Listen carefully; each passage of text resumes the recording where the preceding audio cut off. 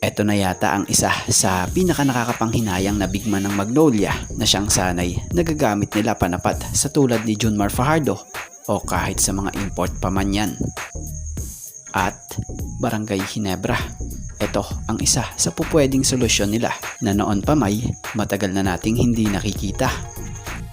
At bago nga ang lahat, baka naman po pwedeng makahingi ng isang subscription para sa ating channel or paki-follow na rin po kung nagustuhan nyo ang ating mga basketball update. At kung ito na may makakabigat para sa inyo, kahit isang like and share na lamang po. Maraming salamat po. At dito tayo sa kampo ng Barangay Ginebra. Pangita naman na hindi consistent ang mga nagiging games ng Ginebra dito sa elimination ng PBA Commissioner's Cup. Pansin nyo, nasa pang-7 nga sila sa ranking na may 6 win, 4 losses record. Ngayong ongoing ang elimination ng liga. Pero para sa opinion natin isa sa pwedeng maging solusyon dyan para mas mapaganda pa ang laro pa nga po nila yung maibalik yung gaya ng tandem ni LA Tenorio and Justin Brownlee. Matatanda ang isa na yung mga gaya ni Tenorio na nagpapadali din talaga sa basketball para kay Justin Brownlee. Matatanda ang last championship ng Ginebra ay active talaga at nasa rotation pa si Tenorio.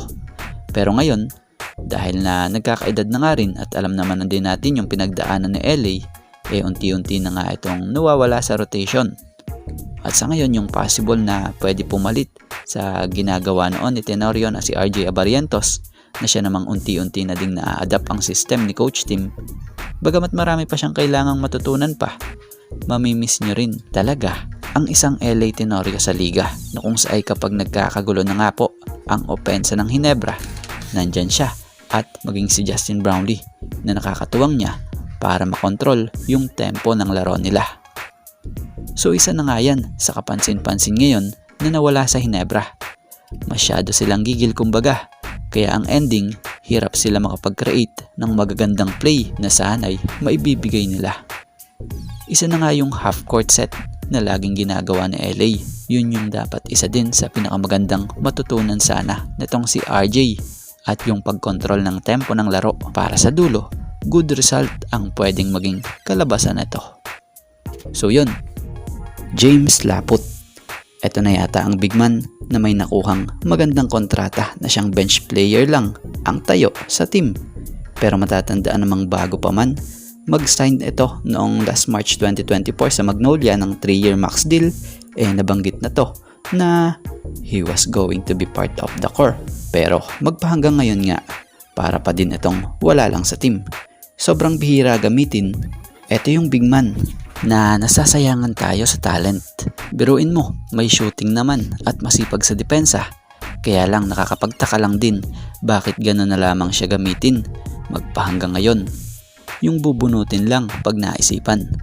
Magpahanggang ngayon, parang hindi pa rin siya yung priority gamitin kahit na malaki yung pwedeng maging advantage niya sa ibang bigman dito sa PBA because of his size. Kung tutuusin nasubukan na yan noon si James Laput sa isang pre-season ng PBA sa PBA On Tour na siyang nakapagpakita ng magagandang laro.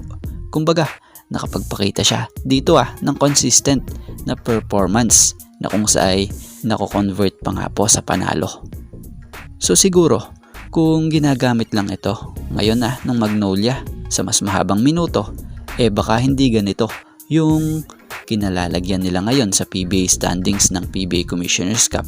Baka possible, mas desente at baka hindi sila nasa pailalim na standings ngayon. So kayo, ano opinion nyo rito? Nasasayangan din ba kayo sa bigman na ito?